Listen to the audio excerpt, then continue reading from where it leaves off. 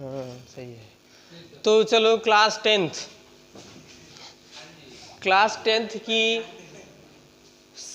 Physics में, भौतिक विज्ञान में जो है, तुम्हारी जो भौतिक विज्ञान है इसमें 2 यूनिट है। फर्स्ट यूनिट में प्रकाश है और सेकेंड यूनिट में विद्युत है। 2 यूनिट है केवल, समझ गए। तो इसमें हम सेकेंड यूनिट पढ़ेंगे विद्युत से रिलेटेड जितने भी क्वेश्चन होंगे उसको हम सॉल्व करेंगे। तो देखो, विद्युत धारा पढ़ने से पहले सबसे पहले हम जानेंगे विद्युत आवेश किसे कहते हैं, विद्युत आवेश क्या होता है। तो विद्युत आवेश क्या है? किसी पदार्थ का वह गुण, विद्युत आवेश किसे कहते हैं? तो किसी पदार्थ का, लिखना नहीं है, सुनो एकदम ध्यान से, अगले डे पे केवल लिखवाएंगे। आज केवल पढ़ाएंगे, अगले डे पे केवल लिखवाएंगे। ध्यान से सुनो केवल। विद्युत आवेश किसे कहते हैं? तो किसी पदार्थ का वह गुण जिसके कारण विद्युत या चुंबकीय प्रभाव उत्पन्न होता है। समझ गए? किसी पदार्थ का वह गुण जिसके कारण विद्युत या चुंबकीय प्रभाव उत्पन्न होता है उसे विद्युत आवेश कहते हैं। समझ गए? और विद्युत आवेश के कारण ही किसी पदार्थ में उपस्थित इलेक्ट्रॉनों की संख्या के कमी या वृद्धि का पता चलता है। विद्युत आवेश से ही किसी पदार्थ में इलेक्ट्रॉन की वृद्धि हो रही है या इलेक्ट्रॉन की कमी हो रही है, विद्युत आवेश से ही पता चलता है। समझ गए? अगर प्लस आवेश रहता है तो इसका मतलब है कि 2 इलेक्ट्रॉन एक्सेस है, ज़्यादा है, 2 इलेक्ट्रॉन इसमें क्या है? अधिक है, ये त्याग रहा है 2 इलेक्ट्रॉन को। समझ गए? तो आवेश ही बताता है। और यदि माइनस रहता है इसका मतलब ये भूखा है, खाएगा, 1 इलेक्ट्रॉन इसको चाहिए। समझ गए? माइनस का मतलब होता है इलेक्ट्रॉन ग्रहण करेगा और प्लस का मतलब होता है इलेक्ट्रॉन त्यागेगा पदार्थ जो है या परमाणु जो भी है। तो विद्युत आवेश किसे कहते हैं? किसी पदार्थ का वह गुण जिसके कारण विद्युत प्रभाव या चुंबकीय प्रभाव उत्पन्न होता है उसे विद्युत आवेश कहते हैं। विद्युत आवेश को Q से प्रदर्शित करते हैं। विद्युत आवेश को Q से प्रदर्शित करते हैं। समझ गए? हाँ, स्मॉल Q बराबर होता है फार्मूला Q बराबर N इंटू E। समझ गए? जहाँ पे N क्या है? तो इलेक्ट्रॉन की संख्या है, E क्या है? तो विद्युत आवेश है, इलेक्ट्रॉन पर आवेश है। समझ गए? N क्या है? इलेक्ट्रॉनों की संख्या है, E क्या है? तो इलेक्ट्रॉन पर आवेश है। समझ गए? जहाँ लिखेंगे N बराबर इलेक्ट्रॉनों की संख्या, E बराबर इलेक्ट्रॉन पर आवेश, इलेक्ट्रॉन पर आवेश,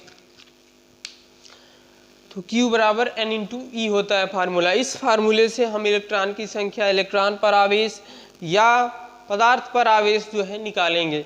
Q बराबर N इंटू E। अब देखो यहाँ पे इसको परिभाषित, Q यानी विद्युत आवेश को तुम परिभाषित ऐसे भी कर सकते हो। N बराबर, यदि N बराबर 1 हो जाए, इलेक्ट्रॉनों की संख्या 1 हो जाए, Q बराबर E हो जाएगा ना, Q बराबर E। तो देखो एक परिभाषा यहाँ से निकल जाएगी फार्मूले से, किसी पदार्थ में उपस्थित इलेक्ट्रॉन पर आवेश विद्युत आवेश के बराबर होता है।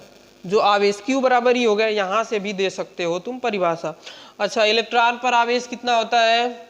इलेक्ट्रॉन पर आवेश कितना होता है? 1.6 × 10⁻⁻19 ये इलेक्ट्रॉन पर आवेश होता है। और एक कैसा आवेश होता है? तो ऋणात्मक आवेश होता है। इलेक्ट्रॉन पर कैसा आवेश होता है? ऋणात्मक, 1.6 × 10⁻⁻19 कूलाम। Q का मतलब विद्युत आवेश का मात्रक क्या होता है? विद्युत आवेश का मात्रक क्या होता है? कूलाम का। मात्रक का मतलब क्या होता है? मात्रक का मतलब होता है उसको मापा किस में जाएगा। जैसे kg क्या है? मात्रक है। किसका मात्रक है? kg। द्रव्यमान का मात्रक है। समझ गए? 2 केजी आलू, इसका मतलब कि मात्रा को, क्वांटिटी को बताया जा रहा है। मात्रक क्या? मात्रा, क्वांटिटी को बताता है। तो विद्युत आवेश को किस में मापा जाएगा? कूलाम में मापा जाएगा। 1 कूलाम, 2 कूलाम। कूलाम वैज्ञानिक का नाम है। समझ गए? देखो अब आवेश हाँ, कूलाम ने बताया था भाई। आवेश कितने प्रकार के हैं? तो आवेश देखो 3 प्रकार के होते हैं, धनावेश, ऋणावेश और उदासीन। कूलाम का अर्थ क्या? विद्युत आवेश का मात्रक है कूलाम। जैसे द्रव्यमान का मात्रक केजी होता है, तो केजी का अर्थ कोई पूछेगा तो क्या बताओगे? केजी का अर्थ क्या है? मतलब 2 किलो आलू, 2 केजी, यानी कि मात्रा को बता रहा है ना केजी, 2 केजी आलू। समझ गए? क्वांटिटी को। उसी तरह आवेश को मापेंगे किसमें? कूलाम में। समझ गए? 1 कूलाम आवेश, 2 कूलाम आवेश। समझ गए? ये आवेश कितने प्रकार के होते हैं? तो आवेश 3 प्रकार के होते हैं, धनावेश, ऋणावेश, उदासीन, विद्युत उदासीन। उदासीन का मतलब होता है न तो धनावेश होगा न तो ऋणावेश होगा, उदासीन रहेगा। समझ गए? कोई आवेश नहीं। चलो इस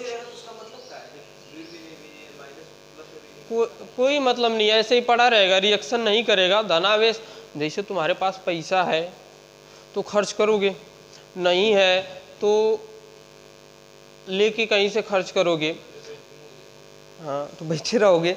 उसी तरह कोई आवेश नहीं रहेगा तो पड़ा रहेगा ऐसे। समझ गए? अगर तुम्हें अब तुम्हारे पास हाँ तो उसका कोई मतलब है, विद्युत उदासीन है, उसका कोई मतलब नहीं है। समझ गए? तो जैसे इलेक्ट्रॉन पर कौन सा आवेश होता है जी? धन आवेश होता है। प्रोटॉन पर कौन सा आवेश होता है? अरे इलेक्ट्रॉन पर ऋण आवेश होता है, प्रोटॉन पर धन आवेश होता है, और न्यूट्रॉन विद्युत उदासीन कण है, उस पर कोई आवेश नहीं। किस पर? इलेक्ट्रॉन पर ऋण आवेश, प्रोटॉन पर धन आवेश, और न्यूट्रॉन विद्युत उदासीन कण है, उस पर कोई आवेश नहीं होता है, तो किसी से क्रिया नहीं करेगा वो। समझ गए?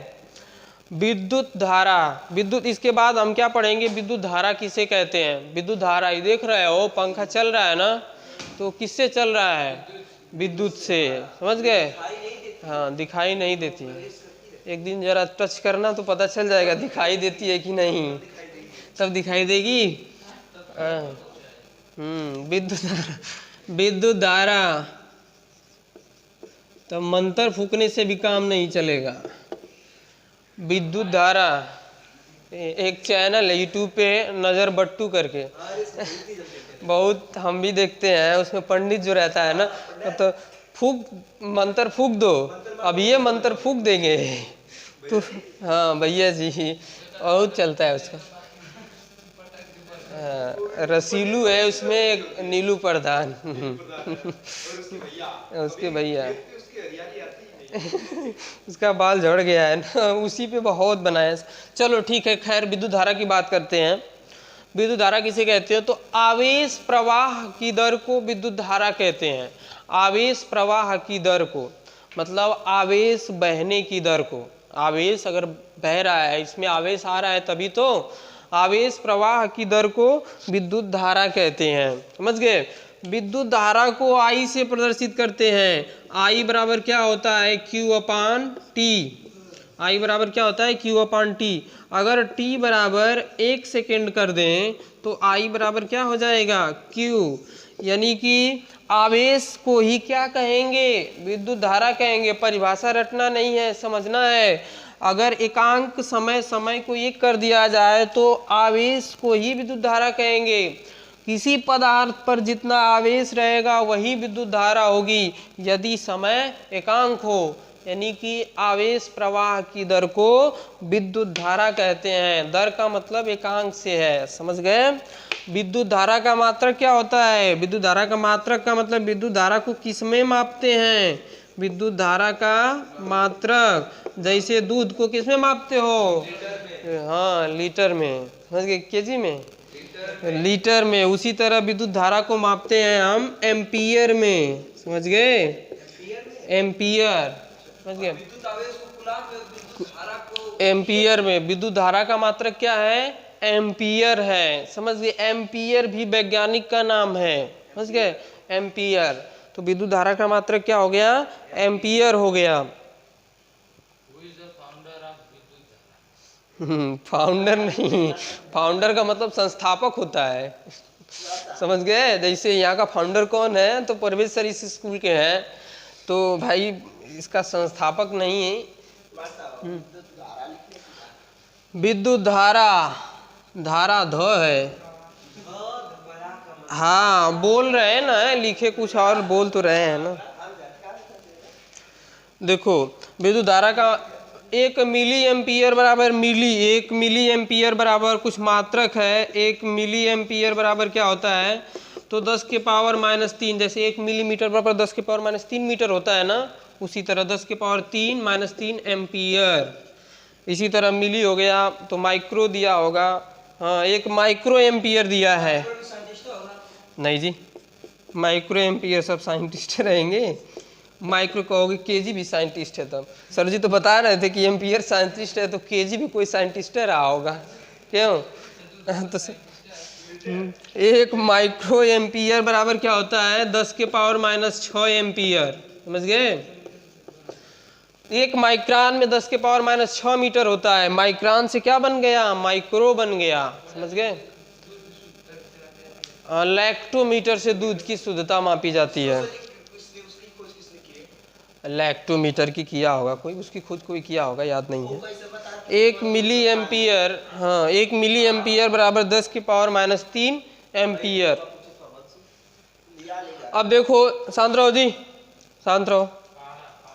1 एम्पियर, अब मजा ले रहे हो, नंबर कम आया है ना सभी लोगों का, समझ में आ रहा होगा। जिनका जिनका नंबर कम आया है, 10 में देखो कैसा चेहरा, 12 वालों का चेहरा कैसा हो गया। अभी पढ़ा रहे हैं तो मजा ले रहे हो। समझ गए? 12 वालों का चेहरा जरा देखना। अगर कोई पूछ देता है तो वही धक धक करने लगता है, कितना नंबर है। अगर पूछ देते हैं, हम ही ना, हमको देखते हैं सब ऐसे कर लेते हैं कि सर जी कहीं पूछे ना नंबर हुआ हमारा। नहीं हमारा नंबर तो हम तो पढ़ लिए भाई, हमारा नंबर ठीक है, ठाक है। हाँ 500 से ऊपर है। 1 एम्पियर, हाँ 1 एम्पियर को परिभाषित करेंगे यहाँ पे। समझ गए? 1 एम्पियर किसे कहते हैं? कोई अगर पूछ देगा तो बताया कैसे जाएगा? 1 एम्पियर क्या है? हाँ एम्पियर हो गया भाई। तो कोई अगर तुमसे पूछ देता है कि 1 एम्पियर का मान कितना होगा, 1 एम्पियर को परिभाषित करिए। समझ गए? 1 कूलाम को परिभाषित करिए। 1 दो ये पढ़ाए हैं, तो परिभाषित कैसे करेंगे? 1 एम्पियर को प्रयोग द्वारा देखा गया है कि 1 एम्पियर की धारा कितनी होती है। तो देखो क्या, जब निर्वात में 2 समांतर और सीधे तार रखे गए हों। निर्वात का मतलब क्या होता है? जहाँ पे वायु न हो उसे निर्वात कहा जाता है। समझ गए? जैसे तुम्हारा थर्मस है, थर्मस में क्या किया जाता है? थर्मस में निर्वात बनाया जाता है। थर्मस ऐसा बनाया जाता है कि न तो अंदर की हवा बाहर आए, न तो बाहर की हवा अंदर जाए। उसमें जो भी चीज़ रखी जाए उसका तापमान मेंटेन रहे। समझ गए? हाँ ठंडा तो ठंडा, जैसे तुम अभी चाय लाते हो ना, गर्म रखते हो यहाँ पे, तो धीरे धीरे धीरे धीरे क्या होता है? वो ठंडा होता जाता है। क्या होता है उसमें की जो ऊष्मा है ना, वह निकल के वातावरण में विलीन हो जाती है, क्योंकि उसका जो टेम्परेचर है ज़्यादा है और जो वातावरण का टेम्परेचर है वो कम है। जानते हो ऊष्मा हमेशा उच्च ताप से निम्न ताप की ओर प्रवाहित होती है। ऊष्मा उच्च ताप से निम्न ताप की ओर प्रवाहित होती है। तो चाय है गर्म, वातावरण है ठंडा, तो हो जाएगा। ठंडी के समय में शांत रहो जी। हाँ थर्मस में क्या होता है? अंदर की हवा निकाल के निर्वात किया जाता है। निर्वात का मतलब उसमें अंदर की हवा अंदर ही रहेगी, अंदर जैसा तापमान है वो बना रहेगा, उसमें बाहर की हवा प्रवेश नहीं कर पाएगी। गर्म चाय डालेंगे तो जो गर्म ही रहेगा। हाँ गर्म रहेगा। अगर उस गर्म चाय को पूरी तरह से पैक करके फ्रिज में रख दें तो भी हाँ अपने वातावरण को मेंटेन किया रहेगा। उसका जो हाँ गर्म रहेगा। उसका जो ये बनाया गया है, कवच जो बनाया गया है ना, इस प्रकार से बनाया गया है। इस प्रकार की धातु जो भी जिस चीज से बनाया गया है, ये ऐसा है कि अंदर का जो वातावरण है इस वातावरण से मतलब नहीं है, इसमें प्रवेश नहीं कर पाएगा। समझ गए? हाँ हाँ, किसी डिग्री पे, हाँ किसी डिग्री पे रखो तुम, हाँ जो अंदर जैसा रहेगा वैसा बना रहेगा। निर्वात का मतलब यही होता है। समझ गए? जैसे टाइम लेवल वो धीरे धीरे ह्रास होता है भाई, उसका भी धीरे धीरे अब रहेगा। कहोगे 1 साल रखेंगे, अब 1 साल रखोगे तो भाई अब वो तो हो ही ना जाएगा। अब कहोगे हम 1 साल रख के चेक करेंगे, है तो हाँ, तो ये बात है, खराब हो जाएगा। तो कुछ समय सीमा होती है, मतलब जितना तुम यूज करते हो उतना कर सकते हो उसको। ठंडी के समय में नहीं देखते हो, शांत रहो। ठंडी के समय में नहीं देखते हो। अगर हमारा जो है वातावरण ठंडी के समय में क्या होता है, पूरा ठंडा होता है, और हमारे शरीर का टेम्परेचर क्या होता है, ज़्यादा होता है। अगर तुम रजाई में हो तो ये पूरा गर्म होती है शरीर, जैसे ही बाहर आते हो ना तो तुम्हारी शरीर की उष्मा क्या ज़्यादा है। मैंने बताया उष्मा का प्रवाह हमेशा उच्च ताप से निम्न ताप की, और वातावरण का निम्न ताप है, तुम्हारे शरीर का ताप उच्च है, तो शरीर से उष्मा निकलती है और वातावरण में जाके विलीन हो जाती है, और धीरे धीरे हमें ठंडा लगने लगता है। पहले हमारी शरीर गर्म थी, उच्च ताप था जब रजाई में थे, रजाई से बाहर आए तो धीरे धीरे हमारी जो ताप है हमारा वातावरण में विलीन होने लगा, और हमारा टेम्परेचर कुछ समय बाद हमारा और वातावरण का बराबर हो जाएगा, सब खींच लेगा वातावरण, और फिर लगेगा ठंडा लगने। समझ गए? हाँ।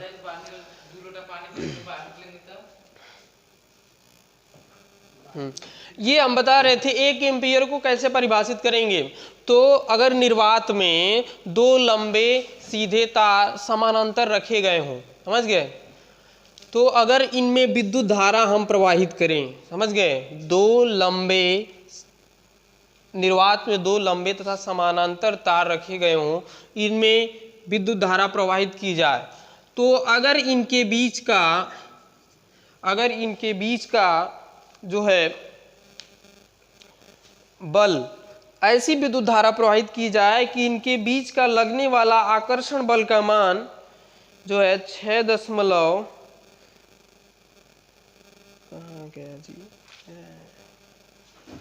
रुक जाओ, यही होगा शायद। तो इनके बीच का लगने वाला आकर्षण बल 6.25 × 10⁻⁷ न्यूटन का हो जाए।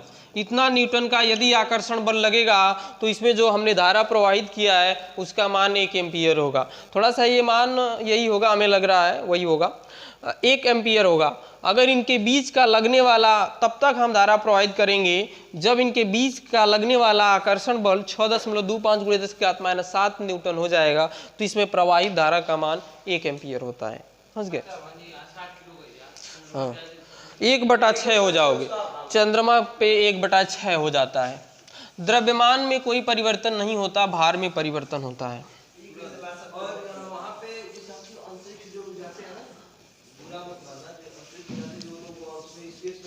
शांत रहो।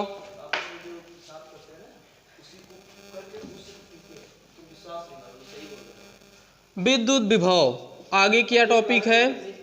विद्युत विभव। विद्युत विभव किसे कहते हैं? तो एकांक धनावेश को, समझ गए, एकांक धनावेश को अनंत से विद्युत क्षेत्र के भीतर लाने में जितना कार्य करना पड़ता है उसे विद्युत विभव कहते हैं। समझ गए? एकांक आवेश को अनंत से विद्युत क्षेत्र के भीतर लाने जो कार्य करना पड़ता है उसे विद्युत विभव कहते हैं। समझ गए? विभव का मतलब वोल्ट। समझ गए? विद्युत विभव का मतलब क्या? अनंत से तुम ला रहे हो आवेश को, और विद्युत क्षेत्र के अंदर लाने में जो कार्य करना पड़ता है उसे विद्युत विभव कहते हैं। विद्युत क्षेत्र क्या होता है? तो विद्युत क्षेत्र का मतलब जैसे ये लाइट है ना, लाइट आ रही है तो तार के ये इसमें लाइट आई है तो इसके चारों तरफ एक क्षेत्र उत्पन्न हो जाता है। समझ गए? इसके चारों तरफ एक क्षेत्र होता है जिसमें कोई अन्य वस्तु लाई जाए तो आकर्षण अथवा प्रतिकर्षण बल का अनुभव करे, उसे विद्युत क्षेत्र कहते हैं। वह क्षेत्र जिसके अंदर कोई अन्य वस्तु लाने पर, लोहे की कोई अन्य वस्तु ले जाओगे तो वह आकर्षण अथवा प्रतिकर्षण बल का अनुभव करे, उसे विद्युत क्षेत्र कहते हैं। समझ गए? तो विद्युत विभव क्या होता है? एकांक आवेश को अनंत से लाने में जो कार्य करना पड़ता है उसे विद्युत विभव कहते हैं। विद्युत विभव को V से प्रदर्शित करते हैं। शांत रहो, विद्युत विभव को V से प्रदर्शित करते हैं। V बराबर होता है W/Q।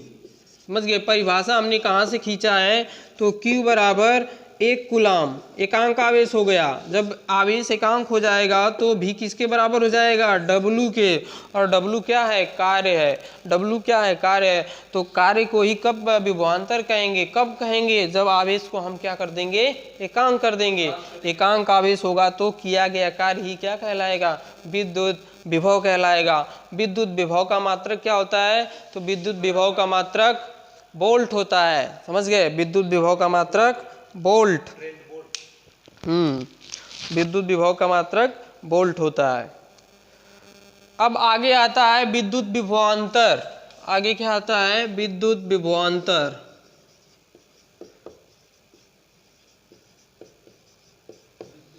विद्युत विभवांतर किसे कहते हैं? तो देखो, विभव और विभवांतर में थोड़ा सा अंतर है। तो विद्युत विभवांतर किसे कहते हैं? तो विद्युत क्षेत्र के अंदर एकांक आवेश को चालक के एक सिरे से दूसरे सिरे तक ले जाने में जो कार्य करना पड़ता है उसे विद्युत विभवांतर कहते हैं। ये विद्युत क्षेत्र के अंदर ही, ये कोई बैटरी है, इसके प्लस सिरे से एकांक आवेश को तुमने उठाया और माइनस सिरे तक ले जाने में जो कार्य करना पड़ता है उसे विद्युत विभवांतर कहते हैं। विद्युत विभवांतर किसे कहते हैं? तो विद्युत क्षेत्र के अंदर चालक के एक सिरे से दूसरे सिरे तक एकांक आवेश को ले जाने में जो कार्य करना पड़ता है उसे विद्युत विभवांतर कहते हैं। विद्युत विभवांतर को डेल्टा V से प्रदर्शित करते हैं। डेल्टा V बराबर होता है W/Q। समझ गए? अंतर बस यही है, Q बराबर 1 कूलाम, तो V बराबर डेल्टा V बराबर क्या हो जाएगा? W। डेल्टा V का मतलब क्या होता है? तो डेल्टा V का मतलब V2 माइनस V1 होता है। V2 का मतलब एक सिरे का विभवांतर V1 है तो दूसरे सिरे का विभवांतर क्या? V2 है। अगर इसका है V1 तो इसका क्या हो जाएगा? V2। तो इसी को प्रदर्शित करेंगे डेल्टा V से। डेल्टा V बराबर होता है W/Q। हाँ, कोई इधर उधर कर सकते हो, किसी को V1 V2 मान सकते हो तुम। समझ गए? पहला सिरा V1 तो दूसरा V2। विद्युत विभवांतर हो गया। उसी तरह अब इसका मात्रक क्या होता है? वोल्ट होता है, बताया मैंने। विद्युत विभवांतर का मात्रक वोल्ट होता है। तो 1 मिली वोल्ट बराबर क्या हो जाएगा? हाँ, दोनों का एक ही होता है, दोनों। हाँ, विद्युत विभव विभवांतर सेम है, केवल अंतर ये होता है विद्युत विभव में आवेश को अनंत से लाया जाता है और इसमें विद्युत क्षेत्र के भीतर आवेश को एक सिरे से दूसरे सिरे तक ले जाया जाता है। दोनों में अंतर यही है। 1 मिली वोल्ट बराबर 10⁻³ वोल्ट, 1 माइक्रो वोल्ट बराबर 10⁻6 वोल्ट। जो लिखवाए थे धारा वाले में वही बात है। अरे मिलीमीटर और माइक्रोन जानते हो ना? एक मिली एम्पियर में कितना मीटर होता है? 10⁻³ मीटर। उसी तरह तो 1 मिली वोल्ट बराबर 10⁻³ वोल्ट। 1 माइक्रोवोल्ट में 10⁻6 वोल्ट। हाँ, अब चलो आगे हम पढ़ेंगे विद्युत प्रतिरोध किसे कहते हैं। समझ गए? तो किसी चालक का वह गुण जिसके कारण वह उसमें प्रवाहित होने वाली धारा का विरोध करता है उसे चालक का प्रतिरोध कहते हैं। समझ गए? प्रतिरोध का मतलब बाधा, रुकावट नहीं कहते हो। प्रतिरोधक है ब्रेकर। ब्रेकर लगा होता है तो प्रतिरोधक होता है ना। यानी कि तुम रास्ते में जा रहे हो तो तुम्हारे मार्ग को रोकता है, स्पीड स्लो हो जाती है। इसी तरह ये जो धारा बह रही है ना, इसके मार्ग में प्रतिरोध होता है। समझ गए? जो ये धारा बह रही है और वो क्या करता है? धारा को रोकता है, धारा के मान को कम करता है। समझ गए? तो वोल्ट कम करता है जी।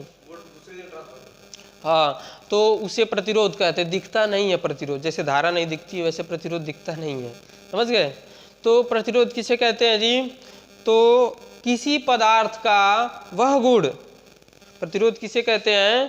तो किसी चालक पदार्थ का किसी चालक का वह गुण जिसके कारण वह उसमें प्रवाहित होने वाली धारा का विरोध करता है। विरोध करने का मतलब धारा को रोकता है, विरोध करता है, उसे चालक का प्रतिरोध कहते हैं।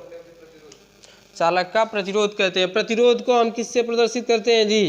प्रतिरोध को हम कैपिटल आर से प्रदर्शित करते हैं। और आर बराबर क्या होता है? तो आर बराबर होता है V अपान आई। समझ गए?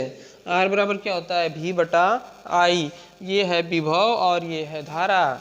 आर बराबर V बटा के आई। हाँ, आई का मतलब धारा को प्रदर्शित करते हैं आई से।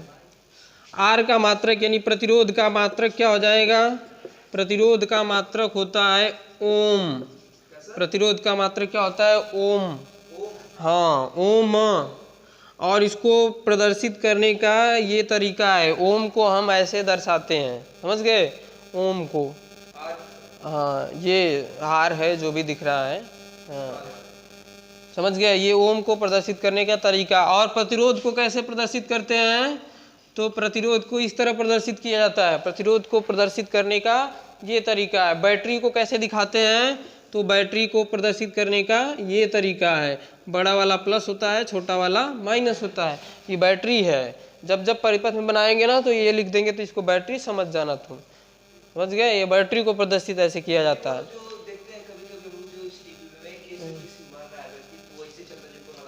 हाँ, चलो ठीक है, आगे हम पढ़ेंगे अब ओम का नियम। आगे हम क्या पढ़ेंगे जी? ओम का नियम। ओम का नियम,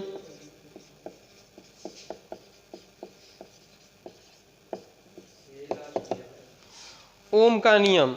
देखो, ओम वैज्ञानिक का नाम है। ओम ने क्या बताया? ओम का नियम,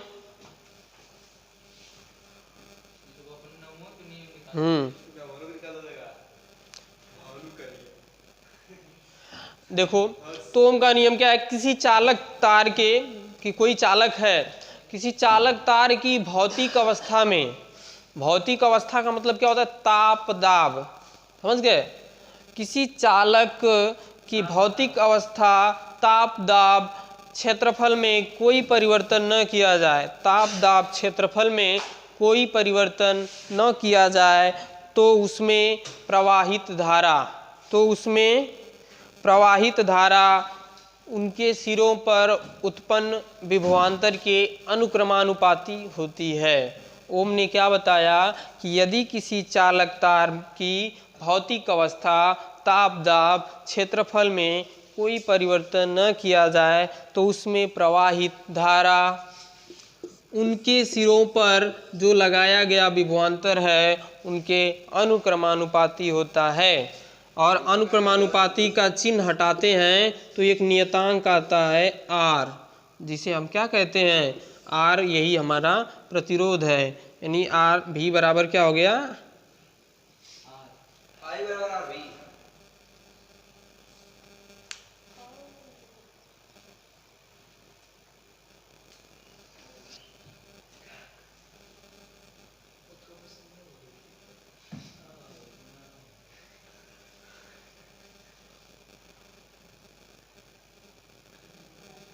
ऐसे रहेगा, V प्रोपोर्शनल टू आई होता है। सिरों पर लगाया गया विभवांतर धारा के अनुक्रमानुपाती होता है। समझ गए? ओम के नियमानुसार यदि किसी चालक तार की भौतिक अवस्था, ताप दाब, क्षेत्रफल में कोई परिवर्तन न किया जाए, तो चालक के सिरों पर लगाया गया विभवांतर उसमें प्रवाहित धारा के अनुक्रमानुपाती होता है। चालक के सिरों पर लगाया गया विभवांतर उसमें प्रवाहित धारा के अनुक्रमानुपाती होता है। हाँ, इनका इसी तरह नंबर आएगा। पूछना अपने भैया का हाल क्या है, निकलेश का, पूछो क्या हाल है उनकी। अब वो किसी नहीं, न इधर न उधर, समझ गए? न तो पास न तो फेल, वो लटक गए। वही बात है, ध्यान से पढ़ो। देखो, ओम का नियम क्या है? तो किसी चालक की भौतिक अवस्था, ताप दाब, क्षेत्रफल में यदि कोई परिवर्तन न किया जाए, तो चालक के सिरों का विभवांतर उसमें प्रवाहित धारा के अनुक्रमानुपाती होता है, जिसे ओम का नियम कहते हैं हम। यानी कि V proportional to I, proportional का चिन्ह हटता है तो एक नियतांक आता है R, V बराबर IR, जहां R क्या है, नियतांक है। R क्या है जी, नियतांक है। और R को कहते क्या है, R को चालक का प्रतिरोध कहते हैं। R को चालक का प्रतिरोध कहते हैं। और प्रतिरोध किसे कहते हैं, तो अभी मैंने बताया कि किसी पदार्थ का वह गुण जिसके कारण वह उसमें प्रवाहित होने वाली धारा का विरोध करता है, उसे चालक का प्रतिरोध कहते हैं। समझ गए। अब कल की वीडियो में हम पढ़ेंगे प्रतिरोध में प्रयुक्त होने वाले पद, प्रतिरोध किस बात पर निर्भर करता है। समझ गए। अगर वीडियो अच्छा लगे तो लाइक करिए, शेयर करिए और कमेंट में अपने सवाल को दीजिए, अपने क्वेश्चन को दीजिए, उसका जवाब दिया जाएगा जो भी क्वेश्चन हो। धन्यवाद। अगली वीडियो के साथ कल मिलते हैं।